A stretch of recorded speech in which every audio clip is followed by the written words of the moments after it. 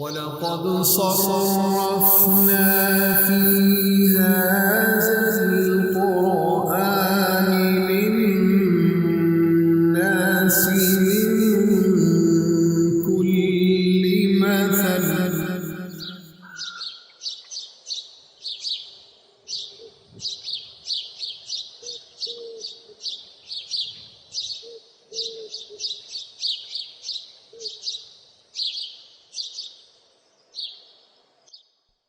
بسم الله الرحمن الرحيم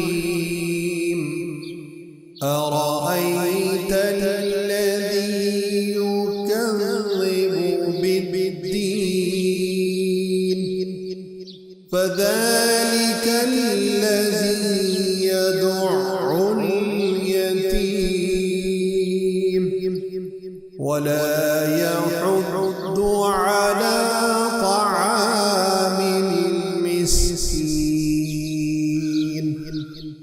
فويل للمصلين الذين هم عن صلاتهم ساهون الذين هم يراءون ويمنعون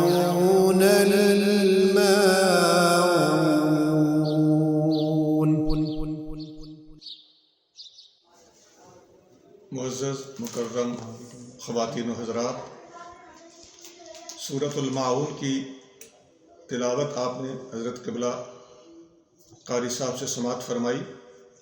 سب سے پہلے ہم اس سورت کا ترجمہ کرتے ہیں، پھر اس کی مختصر سے وقت میں تفسیر بیان کی جائے گی۔ ترجمہ یہ ہے: کیا تم نے اس شخص کو نہیں دیکھا جو دین کو جھٹلاتا ہے؟ یہی وہ شخص ہے جو یتیم کو دھکے دیتا ہے اور مسکین کو کھانا کھلانے کی ترغیب نہیں دیتا۔ تو ایسے نمازیوں کے لیے تباہی ہے جو اپنی نماز میں ڈھیلے ہیں، جو دکھاوا کرتے ہیں اور استعمال کی چیز مانگے نہیں دیتے۔ آپ نے اس ترجمے پہ غور فرمایا ہوگا۔ اس صورت میں دین کو جھٹلانے والے دو طبقے بیان کیے گئے ہیں۔ پہلا طبقہ ہے جو یتیم کو دھکے دیتا ہے اور مسکین کو کھانا نہ کھلاتا ہے، نہ کسی کو کھانا کھلانے کا سبق دیتا ہے۔ دوسرا طبقہ وہ ہے جو اپنی نماز سے غافل ہے اور نماز اور عبادات میں دکھاوا کرتا ہے اور استعمال کی چیزیں کوئی مانگے تو نہیں دیتا۔ یہ دو الگ الگ طبقے ہیں، ان دونوں کے الگ الگ رویے اس صورت کے اندر بیان ہوئے۔ لیکن ان دو رویوں اور دو طبقوں سے پہلے جو چیز ان دونوں طبقوں کے لیے کامن طریقے سے بیان کی گئی ہے وہ یہ ہے کہ یہ دین کو جھٹلاتے ہیں۔ اب یہاں ذرا غور فرمائیے، دین سے کیا مراد؟ دین کے لفظ کے دو معنی قرآن سے ثابت ہے۔ دین کا ایک معنی ہے دین اسلام یا مذہب یا کوئی بھی دین، جیسے قرآن شریف میں اللہ کریم فرماتا ہے ان الدین عند اللہ الاسلام، بے شک دین اللہ کے ہاں اسلام ہی ہے۔ ایک اور جگہ فرماتا ہے الیوم اکملت لکم دینکم، آج ہم نے تمہارے لیے تمہارا دین مکمل کر دیا۔ یہ لفظ دین ہے جو مذہب کے نام کے طور پر استعمال ہوا۔ یہ مذہب ایک ہماری میں موجودہ صورتحال کے مطابق دین کا ترجمہ کر رہا ہوں۔ دین کا دوسرا معنی ہوتا ہے بدلہ۔ اس معنی میں سورۃ الفاتحہ میں اللہ کریم ارشاد فرماتا ہے مالک یوم الدین، اللہ تعالیٰ بدلے کے دن کا مالک۔ تو یہاں دین کا معنی بدلہ ہے۔ اللہ کے ہاں دین اسلام ہے، وہاں دین کا معنی مذہب ہے۔ اللہ دین کہ دن کا مالک ہے، یہاں دین سے مراد بدلہ اور جزا ہے، قیامت کا دن ہے۔ ایک اور جگہ پہ اللہ تعالیٰ فرماتا ہے وما ادراک ما یوم الدین، تمہیں کیا پتا دین کا دن، بدلے کا دن کیا ہے؟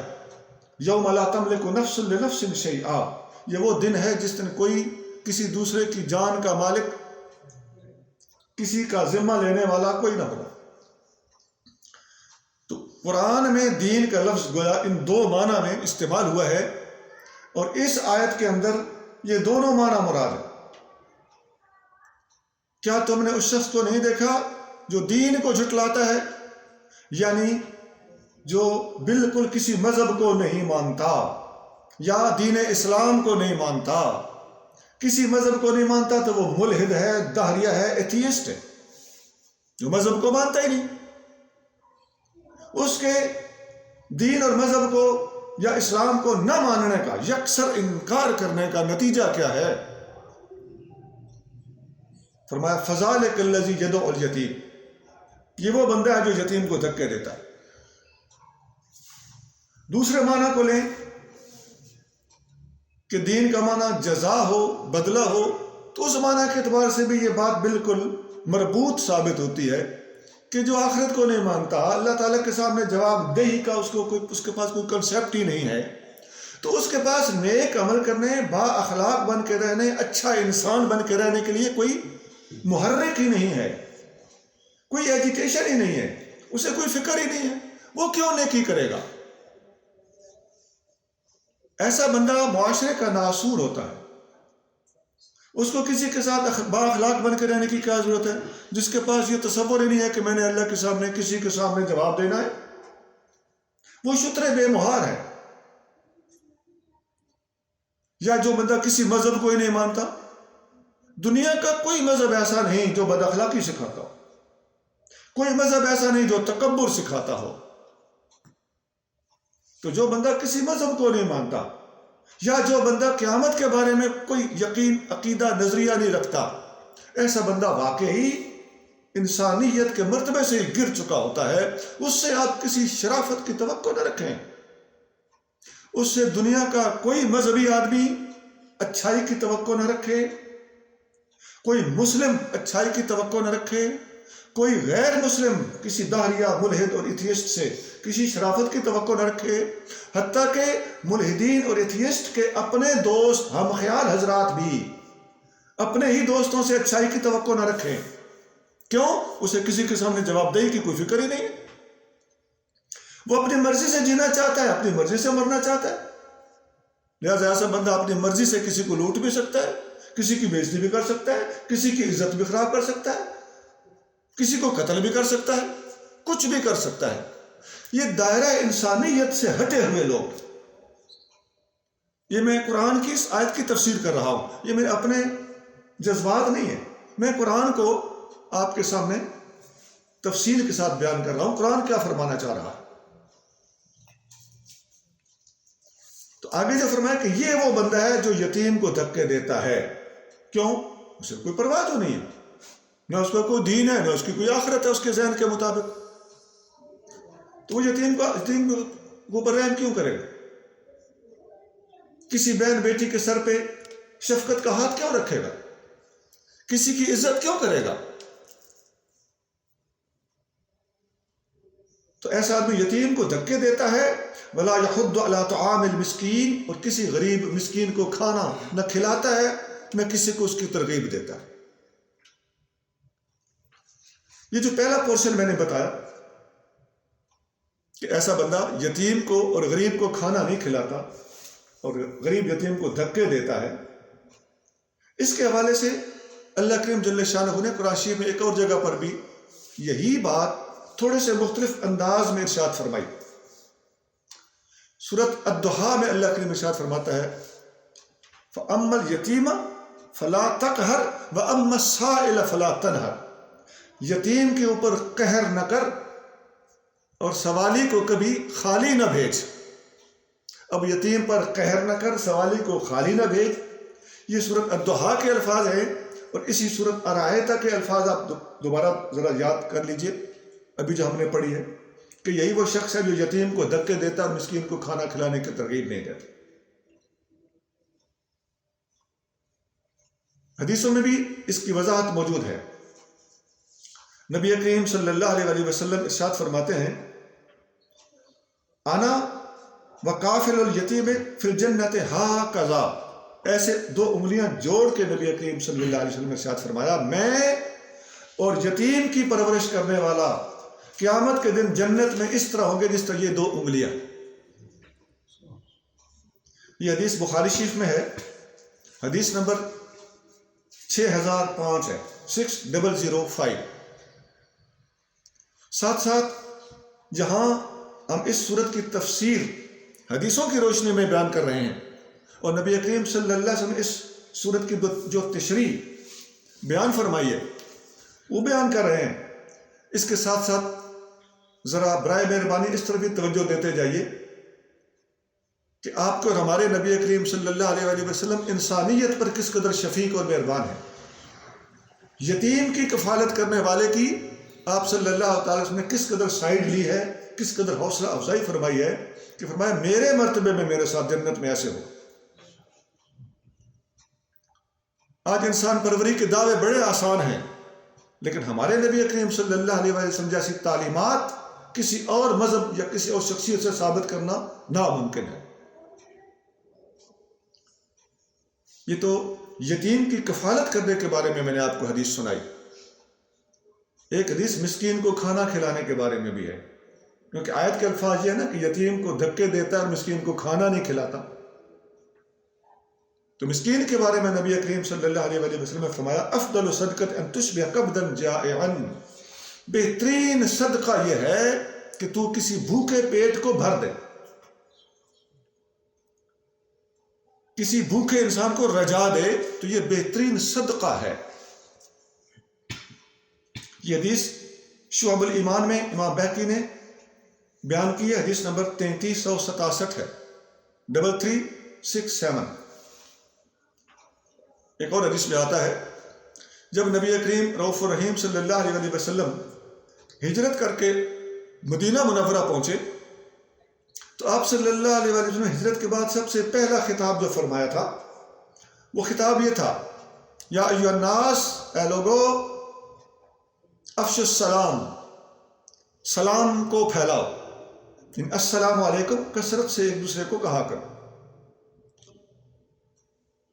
وَأَطْعِمُوا الطَّعَامَ، بھوکوں کو کھانا کھلایا کرو، وَصَلُّوا وَالنَّاسُ نِیَامٌ، نماز پڑھا کرو جب لوگ سو رہے ہوتے ہیں، یعنی تہجد کی نماز جو خفیہ نماز ہے جس میں یا اللہ کو پتہ ہوتا ہے یا بندے کو پتہ ہوتا ہے، اخلاص کی انتہا ہے اس نماز کے اندر۔ تدخلون الجنت بسلام، جب یہ تین کام کرو گے، سلام کو پھیلانا، کھانا کھلانا اور تہجد کی نماز پڑھنا، تو جنت میں سلامتی کے ساتھ داخل ہو جاؤ گے۔ یہ حدیث جامع ترمذی میں ہے اور یہ حضور کریم صلی اللہ علیہ وسلم کا مدینہ منورہ میں قدم رنجہ فرمانے کے بعد پہلا خطاب ہے۔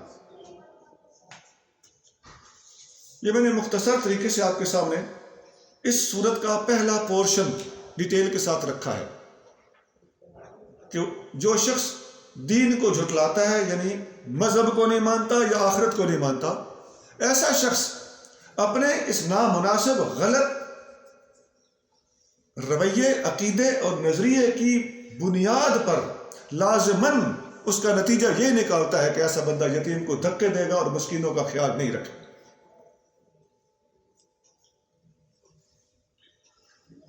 آیت کا دوسرا پورشن،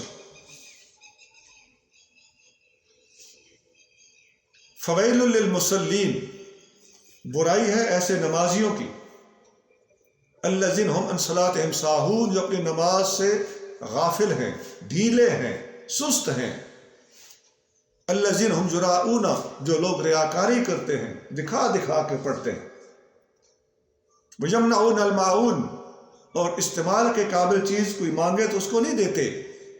یہ اس سورت کا دوسرا حصہ ہے۔ یہ بندہ بھی خواہ دین کا نام لیتا ہو، دین کو مانتا ہو، لیکن اپنے رویے کے لحاظ سے، اپنے عمل اور کردار کے لحاظ سے یہ بندہ بھی دراصل دین کا انکار ہی کر رہا ہے اور روز جزا کا انکار ہی کر رہا ہے۔ پہلا للکر کے انکار کرتا تھا، جو یتیم کو دھکے دینے والا وہ ایتھیسٹ تھا، اور یہ جو نماز پڑھتا ہے لیکن نماز کے اندر سستی کرتا ہے، وقت پہ نہیں پڑھتا اور اخلاقیات کے اندر اس کے تقاضے پورے نہیں کرتا، ایسا بندہ اگرچہ مانتا ہے آخرت کو، اگرچہ مانتا ہے دین کو، لیکن دین کو ماننے کے تقاضے یہ بھی پورے نہیں کر رہا۔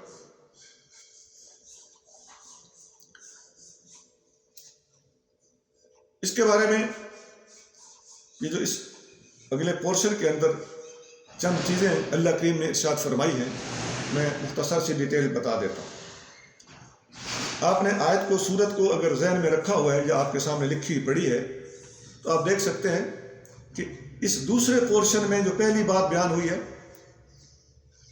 فویل للمصلین، ایسے نمازیوں کے لیے خرابی، الذین هم عن صلاتهم ساہون، جو اپنی نماز سے غافل ہیں، سست ہیں، ڈھیلے ہیں۔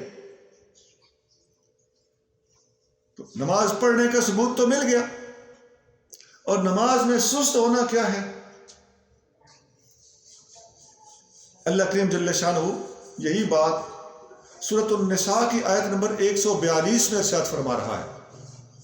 یعنی قرآن کی تفسیر، جیسا میں نے پہلے حصے کی تفسیر قرآن میں دیکھا ہے سورۃ والضحیٰ میں، اسی طرح یہاں بھی اس آیت کے، اس سورت کے دوسرے پورشن کی تفسیر سورۃ النساء کی آیت نمبر 142 کے اندر مذکور ہے۔ قرآن اپنی وضاحت خود کرتا ہے۔ ایک قاعدہ اور اصول ہے، القرآن یفسر بعضہ بعضا، قرآن خود اپنی تفسیر ایک جگہ پہ اجمال بیان کرتا ہے، دوسری جگہ پہ اس کی ڈیٹیل اور تفسیر بیان کرتا ہے۔ آیتیں آیتوں کو تفصیل کے ساتھ کھول کھول کر بیان کرتی ہیں۔ تو سورۃ النساء میں ارشاد ہے، ان المنافقین یخادعون اللہ وهو خادعهم، بے شک منافق لوگ اللہ کو دھوکہ دینا چاہتے ہیں، لیکن اللہ تعالیٰ جل شانہ نے ان کے دھوکے کو ان کی طرف پلٹا دیا ہے۔ وَإِذَا قَامُوا إِلَى الصَّلَاةِ، یہ لوگ جب نماز کے لیے کھڑے ہوتے ہیں، قاموا کسالى، تو کسل، سستی اور نحوست کے ساتھ کھڑے ہوتے ہیں، دل نہ چاہتے ہوئے کھڑے ہوتے ہیں۔ یراؤون الناس، لوگوں کو دکھانے کے لیے کھڑے ہوتے ہیں۔ ولا یذکرون اللہ الا قلیلا، اور اللہ کا ذکر تھوڑا کرتے ہیں۔ کہیں پھنس گیا تو کر لیا، ورنہ یہ اللہ کے ذکر سے رغبت نہیں رکھتے۔ یہ سورۃ النساء کی آیت نمبر 142 ہے۔ یہ بالکل اچھی تفسیر ہے ان الفاظ کی کہ فویل للمصلین الذین هم عن صلاتهم ساہون الذین هم یراؤون ویمنعون الماعون۔ ایک حدیث میں آتا ہے، نبی کریم صلی اللہ علیہ وآلہ وسلم نے فرمایا کہ اگر کوئی بندہ نماز کے وقت بیٹھا رہے، جب نماز کا ٹائم اینڈ پہ چلا جائے تو اٹھ کے کھڑا ہو جائے، نماز پڑھنے لگ جائے، تو فرمایا تلک صلاۃ المنافق، یہ منافق کی نماز ہے۔ یجلس یرقب الشمس، بیٹھا رہتا ہے، سورج کی طرف دیکھتا رہتا ہے، ابھرنے کو ہے، ڈوبنے کو ہے، حتیٰ اذا کانت بین قرنی الشیطان، حتیٰ کہ سورج جب بالکل اینڈ پہ پہنچ جاتا ہے، قام، تو یہ کھڑا ہو جاتا ہے، فنقرہا اربعا، اور پھر عصر کی 4 نمازیں ٹھونگے مار مار کے ختم کر دیتا ہے۔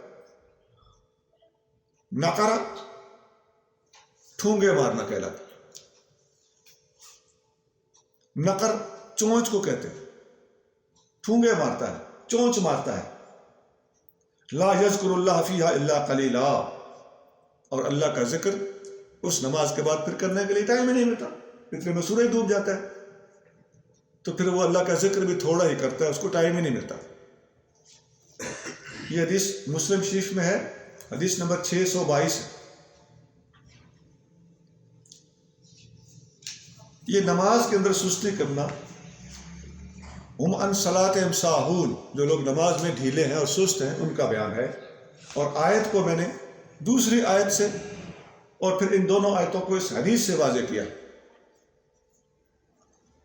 ایک اور حدیث میں آتا ہے، حضرت مصعب بن سعد رضی اللہ تعالیٰ عنہ کہتے ہیں کہ میں نے اپنے والد گرامی سے پوچھا، یا ابتاہ، اے ابا جان، ارأیت قولہ، اللہ تعالیٰ کا یہ ارشاد ہے، الذین هم عن صلاتهم ساہون، کہ جو لوگ اپنی نمازوں میں ڈھیلے ہیں، سست ہیں، یہی سورۃ الماؤن، یہ قرآن کی آیت ہے، اینا لا یسہو، تو نماز میں جو لوگ ڈھیلے ہیں تو ڈھیل تو ہم سب سے تھوڑی بہت ہو جاتی ہے، تو پھر تو یہ بہت بڑی وعید ہے، کوئی بھی نہ بچے گا۔ اینا لا یحدث نفسہ، ہم میں سے کون ہے جس کو نماز کے دوران خیالات نہیں آتے؟ تو کیا بنے گا؟ قالا، انہوں نے جواب دیا، لیس ذاک، بات یہ نہیں ہے، انما ہوا اضاعۃ الوقت، اس آیت کا مطلب ہے کہ وقت کو ضائع کر کے نماز کے لیے کھڑے ہوتے ہیں، نماز کے اندر سستی ہو جانا، توجہ نہ ہونا، خشوع و خضوع اللہ کے اسٹینڈرڈ اور معیار کے مطابق نہ ہونا۔ اللہ تعالیٰ کریم ہے، کوئی بات نہیں، وہ معاف فرما دے گا، ہر بندے کا اتنا خشوع و خضوع کنسنٹریشن نہیں ہو پاتی، یہ بات نہیں ہے۔ بات یہ ہے کہ نماز کا وقت ضائع کر کے نماز کے لیے کھڑے ہونا، بات تو اس کی ہو رہی ہے۔ یلہو، ایسا نمازی ڈھیلا پڑا رہے، سستی سے کام لیتا رہے، حتیٰ یضیع الوقت، حتیٰ کہ وقت ضائع ہو جائے، تو اس بندے کی بات ہو رہی ہے۔ یہ مسند ابو یعلا میں حدیث نمبر 704۔ یہ جتنی میں حدیثیں پڑھ رہا ہوں، یہ حدیثیں ان میں سے کوئی ضعیف نہیں ہے، یہ اپنی ایتھینٹسٹی اور ایکوریسی کے لحاظ سے بالکل اپرووڈ حدیث ہے۔ اچھا، ایک اور حدیث میں آتا ہے، حضرت عبداللہ بن عمر رضی اللہ تعالیٰ عنہ فرماتے ہیں، جاء رجل فقال یا رسول اللہ ای شیء احب عند اللہ فی الاسلام، ایک بندہ آیا آ کے کہنے لگا، یا رسول اللہ، اسلام میں اللہ تعالیٰ کو سب سے زیادہ پسند کون سی چیز ہے؟ آپ صلی اللہ علیہ وآلہ وسلم نے فرمایا، الصلاۃ لوقتہا، وقت پر نماز پڑھنا، ومن ترک الصلاۃ فلا دین لہ، جس نے نماز چھوڑ دی اس کا کوئی دین نہیں۔ والصلاۃ عماد الدین، اور نماز دین کا ستون ہے، پلر ہے۔ یہ شعب الایمان میں حدیث نمبر 2807 ہے۔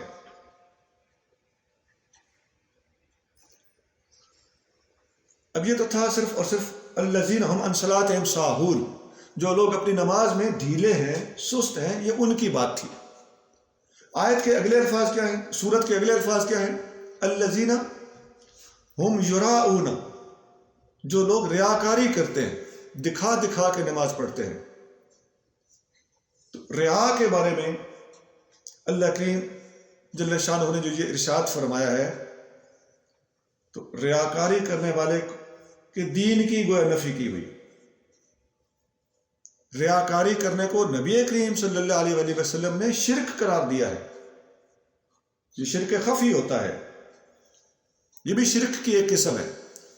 ایک ہوتا ہے اللہ کے سوا کسی اور کی عبادت کرنا، اللہ کے ساتھ کسی کو باقاعدہ شریک بنانا، اللہ کے ساتھ عبادت کا حقدار بنانا، بتوں کو ماننا، اللہ کے بیٹے بیٹیاں ماننا، وہ جلی شرک ہے۔ یہ خفیہ شرک ہوتا ہے۔ نبی کریم صلی اللہ علیہ وآلہ وسلم نے فرمایا، من سمع الناس بعملہ، جس نے اپنا عمل لوگوں کو سنا سنا کے کیا،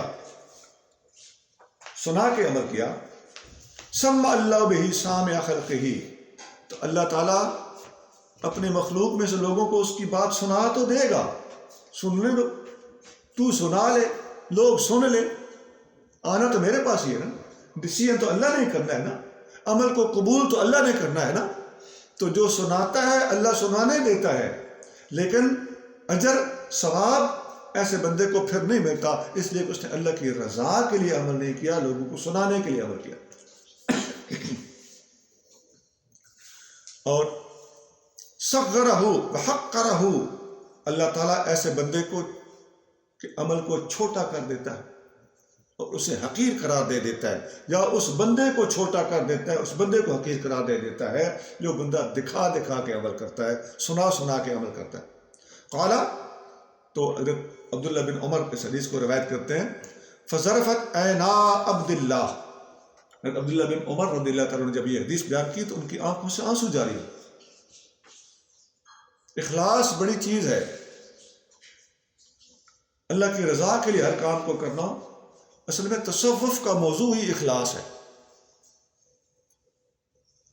انسان جب عمل کرتا ہے تو عمل میں اخلاص نہ ہو، اللہ کی رضا نہ ہو، دنیا داری مقصود ہو، لوگوں میں اپنی عزت و آبرو بنانا مقصود ہو، لوگوں کو دکھانا مقصود ہو، علامہ صاحب، حاجی صاحب، قاضی صاحب، نمازی صاحب کہلانا مقصود ہو، تو یہ چیزیں اللہ کی بارگاہ میں اخلاص سے خالی ہونے کی وجہ سے قبول نہیں ہو پاتی۔ اسی موضوع پر ایک اور حدیث ہے، وہ زیادہ واضح ہے، اس سے بھی زیادہ آسان ہے۔ واضح سے مراد ایزی ٹو انڈرسٹینڈ۔ ان شداد بن اوس رضی اللہ تعالی عنہ، حضرت شداد بن اوس صحابی ہیں رضی اللہ تعالی عنہ، آپ فرماتے ہیں سمعت رسول اللہ صلی اللہ علیہ وسلم، میں نے رسول اللہ صلی اللہ علیہ وسلم کو فرماتے ہوئے سنا ہے، من صلی یرائی فقد اشرک، جس نے دکھاوے کے لیے نماز پڑھی اس نے شرک کیا۔ یہ وہ پراپر ورڈ ہے، میں نے کہا تھا کہ دکھاوے سے عبادت کرنا شرک ہے، لیکن دوبارہ واضح کر رہا ہوں، یہ شرک جلی نہیں ہے، یہ شرک خفی ہے۔ یہاں بھی کچھ دوستوں کو، کچھ لوگوں کو غلطی ہوتی ہے، غلطی لگتی ہے، تو اس قسم کے لفظوں سے وہ شرک مراد لے لیتے ہیں جو بت پرستی والا شرک ہوتا ہے۔ یہ وہ شرک نہیں۔ فرمایا جو دکھاوے کے لیے نماز پڑھتا ہے اس نے شرک کیا۔ ومن صام یرائی فقد اشرک، جس نے دکھاوے کے لیے روزہ رکھا اس نے شرک کیا۔ ومن تصدق یرائی فقد اشرک، جس نے دکھاوا کرنے کے لیے صدقہ دیا، زکوٰۃ دی، خیرات دی، اس نے بھی شرک کیا۔ یہ تین بڑی بڑی عبادتیں ہیں، نماز پڑھنا، روزہ رکھنا، زکوٰۃ دینا۔ تو فرمایا ان میں سے جو کام بھی کسی نے دکھاوا کرنے کی نیت سے کیا اس نے خفی طور پر شرک کیا۔ اللہ تعالیٰ کے ساتھ اس بندے کو شریک بنایا جس کو دکھانے کے لیے یہ کام کر رہا ہے۔ اللہ کو دکھانے کے لیے کام کرنا چاہیے۔ ایک پوائنٹ کی بات ہے، ہم میں سے ہر بندے سے خطائیں ہوتی، ہم اپنا اپنا جائزہ لیں۔ ہمارے کتنے گناہ ایسے ہیں جن کا پبلک میں سے، لوگوں میں سے، انسانیت میں سے کسی کو علم نہیں ہے، یا ہمیں پتہ ہے یا ہمارے رب کو پتہ ہے۔ تو اللہ کرے قیامت کے دن ہمارا کوئی ایسا عمل نامہ اعمال میں سے نکل آئے، کوئی نیکی ایسی نکل آئے جس کا صرف ہمیں پتہ ہو یا ہمارے رب کو پتہ ہو۔ اگر ہمارے ایسے عیب ہیں جن کا ہمیں اور ہمارے رب کے سوا کسی تھرڈ کو پتہ نہیں ہے، تو پھر اللہ کرے کوئی ایک عمل بھی ایسا نکل آئے جس کا یا ہمیں پتہ ہو یا ہمارے رب کو پتہ ہو، تو ہم اللہ کی رحمت اور شفقت مہربانی سے امید رکھتے ہیں کہ یہ ایک عمل ہی اپنے اخلاص کی وجہ سے ہمارے تمام عیبوں پر پردہ ڈالنے کے قابل ہو سکتا ہے، کام آ سکتا ہے۔ اس لیے پیچھے میں نے بتایا تھا تہجد کی نماز کے حوالے سے، یہ وہ نماز ہے جو چھپ کے پڑھی جاتی ہے، اس کا کسی کو پتہ نہ ہو، بندہ خاموشی سے پڑھتا رہے، کیا ہی بات ہے، لیکن پھر دن کو اٹھ کے یہ نا لوگوں کو بتاتا کہ الحمدللہ میں 2 سال سے تہجد پڑھتا ہوں یا پڑھتی ہوں۔ یہ بتانے کا ایک طریقہ ہوتا ہے، جتلانے کا انداز ہوتا ہے۔ تو یہ بڑی خطرناک چیز ہے، تھوڑا سا نفس پہ، طبیعت پہ، زبان پہ قابو رکھ لیا جائے، بڑا فائدہ ہوگا۔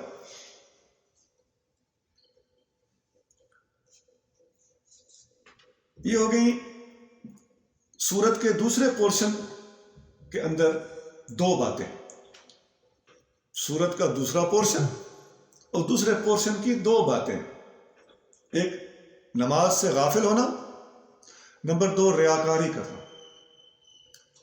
تیسری بات تھی وَيَمْنَعُونَ الْمَاعُونَ، اور وہ لوگ استعمال کی چیز نہیں دیتے۔ اب استعمال کی چیز، اس کو عربی میں الماعون اس لفظ کے ساتھ تعبیر کیا گیا۔ اس کا مادہ اعانت، تعاون، عون، مدد ہے، جس سے بھی دوسرے بندے کو ہیلپ ملتی ہو وہ معاون ہے لغوی اعتبار سے۔ اب حدیثوں میں آتا ہے صحابہ اکرام نے، تابعین نے، مفسرین نے، حدیث کی کتابوں میں آثار کی کتابوں میں معون کی جو تفسیر اور ڈیٹیل بتائی ہے اس میں بہت ساری چیزیں شامل ہیں، اور معون کا دائرہ بہت وسیع ہے۔ تفسیر تبری، اس کو تبری بھی بعض لوگ پڑھتے ہیں، تبری بھی پڑھتے ہیں، ہم نے غور کیا ہے کافی سارا، یہ ایک چھوٹی سی بات۔ اس کو تفسیر جامع البیان بھی کہتے ہیں۔ یہ بڑی انیشل اور بنیادی تفسیر ہے۔ اس تفسیر کو آپ حدیث کی کتاب اور حدیث کی تفسیر بھی کہہ سکتے ہیں، کہ حدیثوں کی روشنی میں کی گئی تفسیر، آثار کی روشنی میں کی گئی تفسیر۔ اس کے مصنف سیاستہ کے مصنفین کے ہم اثر ہیں، 310 ہجری میں فوت ہوئے ابن جریر طبری رحمۃ اللہ علیہ۔ تو وہ حضرت علی المرتضیٰ رضی اللہ تعالیٰ عنہ کا فرمان نقل کرتے ہیں۔ حضرت عبداللہ بن عمر رضی اللہ تعالیٰ عنہ کا بھی یہی فرمان ہے۔ حضرت مجاہد تابعی، حضرت حسن بصری تابعی، حضرت ابن زید تابعی، حضرت سعید بن مسیب تابعی رضی اللہ عنہم، ان سب بزرگوں کے اقوال وہ نقل کرتے ہوئے لکھتے ہیں کہ ان تمام بزرگوں نے المعون سے مراد زکوٰۃ اور مال یہ لی۔ معون کا میں دائرہ بتا رہا ہوں کہ کتنا وسیع ہے، ہر وہ چیز جو بندے کی معاونت کرتی ہے۔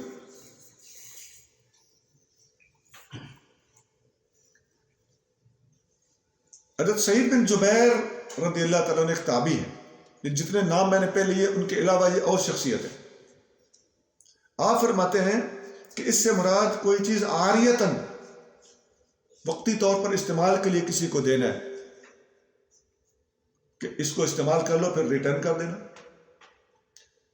جیسے کوئی برتن، مہمان آ گئے، کوئی جگ گلاس، کچھ پلیٹیں، کوئی پرچ پیالی، اس قسم کی چیزیں، کوئی وقتی طور پر دسترخوان، کوئی قالین، دیگچا، چمچا، جو اڑوس پڑوس میں لینا دینا خاص طور سے دیہاتوں میں چلتا ہے۔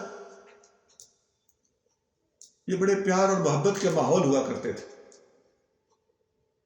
آج تک کچھ لوگ آج کے دور میں ان چیزوں کو اپنے گھر سے اگر نہ نکلے تو توہین سمجھتے ہیں۔ ایسا نہیں ہے، بی براڈ مائنڈیڈ، امیری غریبی آتی جاتی رہتی، اور ایک چیز ہونے کے باوجود دوسرے سے لے لینا کہ یہ وجہ ہے وہ وجہ ہے، کوئی اور بھی تو سالڈ ریزن ہو سکتی ہے نا۔ تو اس سے محبت اور پیار بڑھتا ہے، اعتماد بڑھتا ہے۔ آج تم دو گے کل وہ دے گا، یہ توقع تو نہیں ہونی چاہیے کہ میں دوں تاکہ یہ بھی کل کو دے، لیکن اگر اس کے بغیر دونوں لین دین رکھیں تو یہ بڑی خوبصورت معاشرتی محبت والی بات۔ اسلام ایک سوشل مذہب ہے، اینٹی سوشل نہیں ہے، غیر تمدنی نہیں ہے، باہمی محبت اور پیار بڑھانے والا اور کوآپریشن سکھانے والا مذہب۔ معاشرت کا معنی ہی معاشرہ کہتے ہیں، باہم مل جل کر رہنے کو۔ تو یہ لفظ ہی بتا رہا ہے کہ انسان نے انسان کے ساتھ مل کے رہنا ہے، آپس میں تعاون، محبت، پیار، معاشرت رکھنی۔ عبداللہ بن مسعود رضی اللہ تعالیٰ عنہ فرماتے ہیں، اب یہ میں بہت سارے صحابہ اور تابعین کے اقوال سنا رہا ہوں۔ حضرت عبداللہ بن مسعود رضی اللہ تعالیٰ عنہ فرماتے ہیں کہ کنا نعد المعون علی عہد رسول اللہ صلی اللہ علیہ وسلم عبر الدلو والقدر۔ یہ ابو داؤد شریف میں حدیث ہے، 1657 اس کا نمبر ہے۔ ہم نبی کریم صلی اللہ علیہ وسلم کے زمانے میں یہ جو معاون کا لفظ اس صورت میں آیا ہے، اور اس صورت کا نام بھی یہی ہے، اس معاون کے تحت، اس معاون کے انڈر ہم پانی کے جگ کو بھی کاؤنٹ کرتے تھے۔ یہاں ڈول کا لفظ ہے، ڈول اس زمانے میں کنویں میں سے پانی نکالنے کے لیے استعمال ہوتا تھا۔ میں نے اس کو ٹرانسلیٹ کیا حالات کے مطابق بچوں کو سمجھانے کے لیے، جگ کے ساتھ ٹرانسلیٹ کیا۔ تو ایکچوئل اس کا لفظ جو ہے وہ دلو ہے، وہ ڈول ہوتا ہے، جسے بعض علاقوں میں کنویں سے پانی نکالنے والے لوگ بوکا بھی کہتے ہیں۔ تو فرمایا کہ ہم معاون اور لینے دینے والی چیز جو ادھار کسی کو عاریتاً دی یا اس سے لی جاتی ہے، اس میں ہم ڈول کو شمار کرتے تھے اور ہانڈی کو بھی شمار کرتے تھے. ہنڈیا، ظاہر ہے ہانڈی سے مراد اٹ سیلف ہانڈی کا برتن بھی ہو سکتا ہے اور ہانڈی میں پکی ہوئی چیز بھی ہو سکتا ہے. وٹس ایور از دیٹ، سالن، چاول، جو پکایا ہو وہ دے بھیجنا یا مانگے پہ دے دینا. یہ معاشرت کے علاوہ معاشیات میں بھی سپورٹنگ آئٹمز ہیں، مدد کرنے والی چیزیں. یہ جو دو حصے میں نے آپ کو اس صورت کے سنائے ہیں، وہ لوگ دین کا انکار کرتے ہیں یا قیامت کے دن جواب دہی کا انکار کرتے ہیں.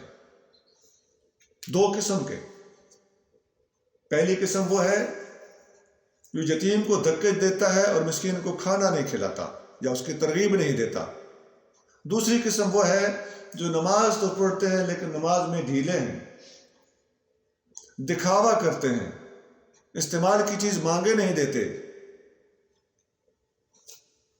اب یہ ساری جو باتیں آپ نے سنی ہیں، یہ ساری کی ساری گفتگو میں نے ساتھ ساتھ آیتیں بھی بتائیں، ساتھ ساتھ حدیثوں کے اندر ایک ایک جملے کی ڈیٹیل فردر آپ کے سامنے رکھی.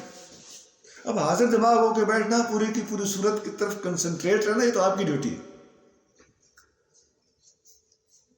یہ کوئی عام گفتگو، خطاب اور تقریر، یہ تو ہے نہیں، یہ تو درس ہے. تو درس لینے والے کو اٹینٹیو ہو کے بیٹھنا پڑتا ہے. ڈیٹیل تو اس کی ہو چکی، لیکن ایک حدیث سنانے لگا ہوں جس حدیث میں آتا ہے کہ نبی کریم رؤوف الرحیم صلی اللہ علیہ وسلم کا وہ فرمان جو ہے وہ سارے کا سارا اس پوری کی پوری صورت کو کور کر لیتا ہے. ایک حدیث میں آتا ہے نبی کریم رؤوف الرحیم صلی اللہ علیہ وسلم کا آخری وقت تھا دنیا میں، حیات طیبہ ظاہریہ کے حوالے سے. آپ دنیا سے تشریف لے جانے والے ہیں، وصال ہونے والا. تو حدیث میں الفاظ میں اصل عربی الفاظ سننے لگو. ان علی ابن ابی طالب رضی اللہ تعالیٰ عنہ قال، حضرت علی بن ابی طالب رضی اللہ تعالیٰ عنہ فرماتے ہیں کہ امرنی النبی صلی اللہ علیہ وسلم ان آتیہ بطبق یکتب فیہ. مجھے آخری وقت میں نبی کریم رؤوف الرحیم صلی اللہ علیہ وسلم نے حکم فرمایا کہ کاغذ لے آؤ، میں لکھ دوں.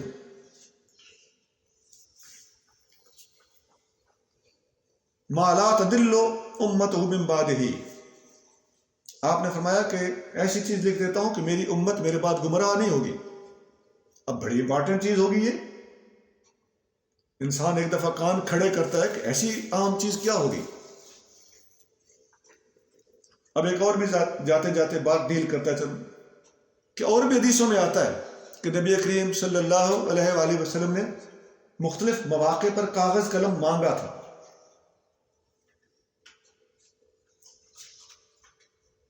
بخاری میں، مسلم میں مختلف حدیثیں، ایک ٹائم نہیں ہے، کئی ٹائم ہیں.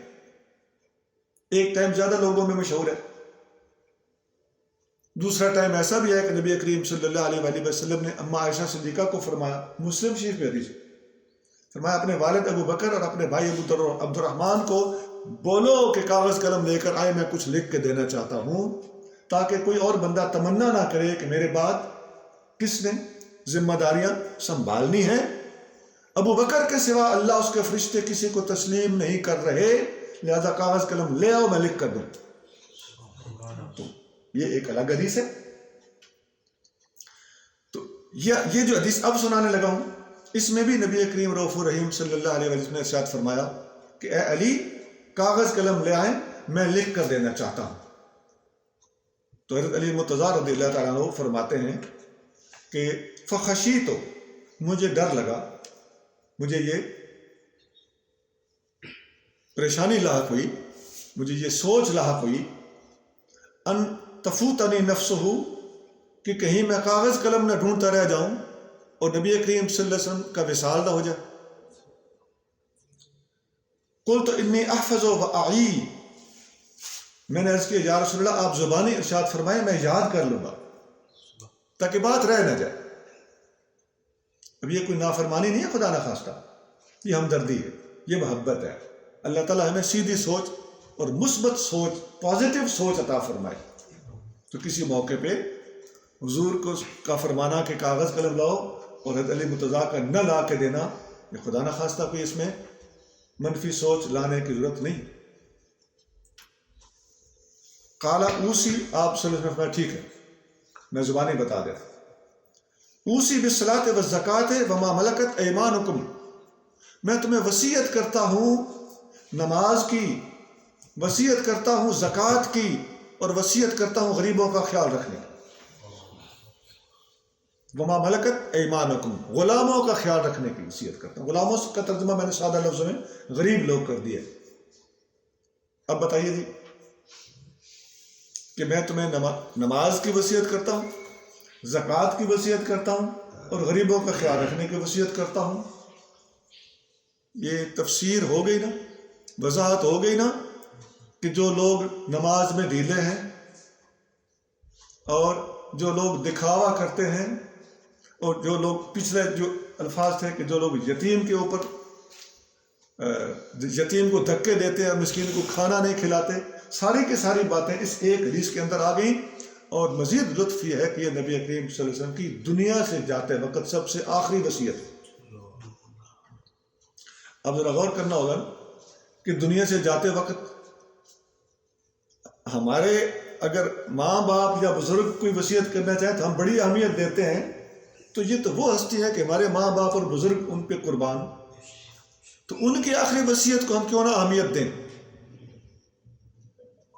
تو اس حدیث اور اس وصیت کا حضور کی وصیت ہونا اور آخری وصیت ہونا اس بات کو اور زیادہ اہم بنا رہا ہے کہ حضور علیہ الصلوۃ والسلام کی امت پر نماز پڑھنا، زکوٰۃ دینا، غریبوں پر خرچ کرنا یہ بہت زیادہ پسندیدہ ہے. نبی کریم صلی اللہ علیہ وسلم کی یہ آخری خواہش ہے. لوگ عام طور پہ سمجھتے ہیں کہ خرچ کرنے سے خرچ ہو جائے گا، ختم ہو جائے گا. یہ غلط فہمی ہے. صحیح بخاری میں حدیث قدسی ہے، نبی کریم صلی اللہ علیہ وآلہ وسلم فرماتے ہیں یا ابن آدم، حضور نے فرمایا اللہ فرماتا ہے، حضور نے فرمایا اللہ فرماتا ہے، یعنی حدیث قدسی کہ اے آدم کے بیٹے انفق علیک، خرچ کر، میں تجھ پر خرچ کروں گا.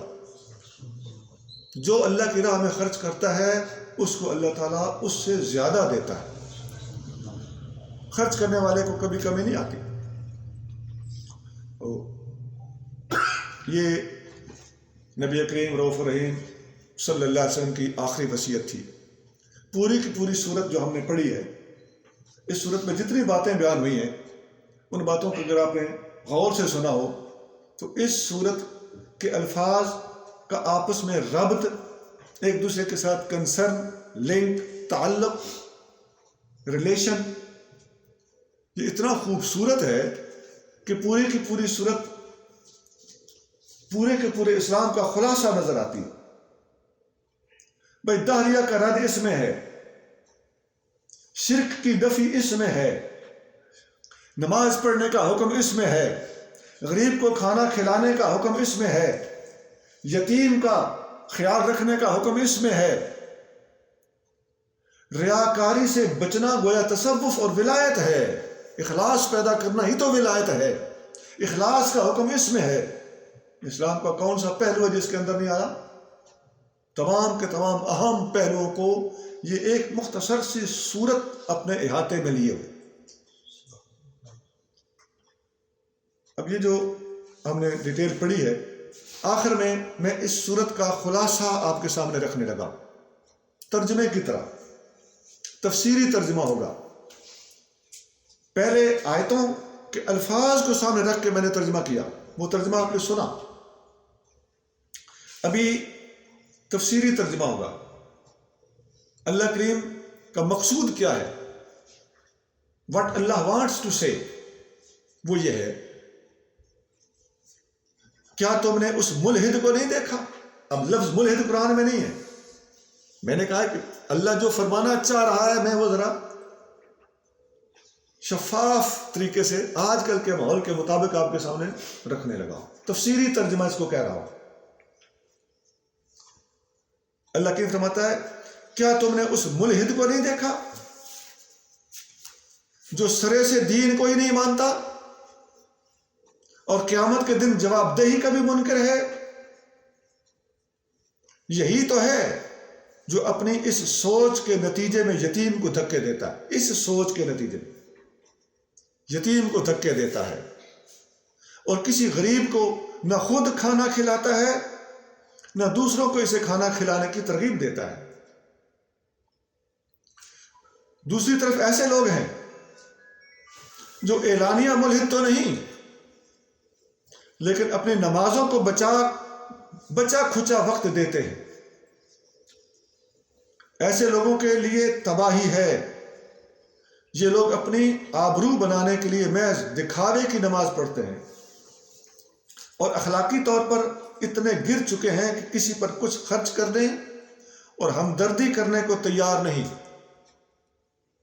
حتیٰ کہ استعمال کی چیز کسی کو مانگے تک نہیں دیتے، جو انسان کی معاشرتی زندگی کا ایک معمول ہے.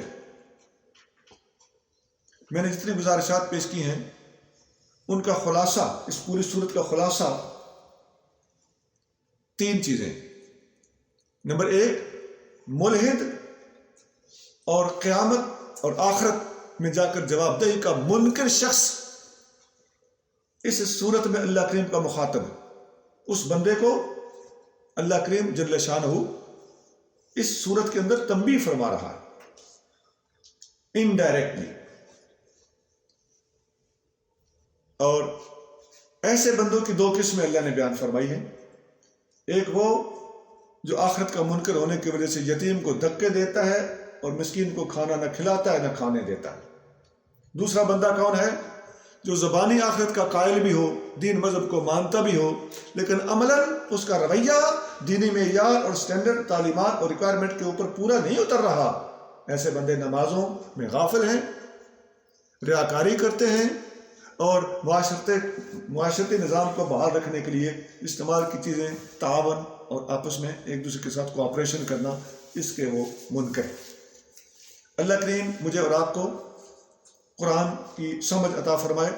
سبحان ربک رب العزت عما یصفون وسلام علی المرسلین والحمد للہ رب العالمین.